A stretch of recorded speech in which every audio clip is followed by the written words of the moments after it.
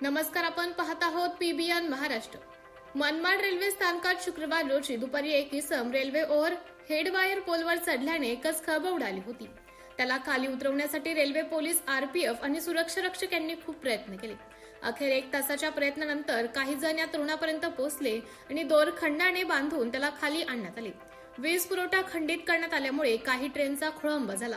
एक तरुण मनमाड रेल्वे स्टेशनच्या प्लॅटफॉर्म 4 वरील हाय स्टेशन असलेली ओव्हरहेड वायरवर चढल्यामुळे एकच खळबळ उडाली होती। रेल्वे कर्मचारी, आरपीएफ, रेल्वे पोलीस यांची चांगलीच तारांबळ उडाली। तातडीने वीज पुरवठा खंडित केला। त्यानंतर तरुणाला खाली उतरवण्याची कसरत सुरू झाली।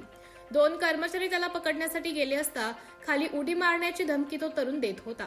वीज पुरवठा खंडित करण्यात आल्यामुळे काही ट्रेनचा रेल्वे स्थानकावर खोळंबा झाला।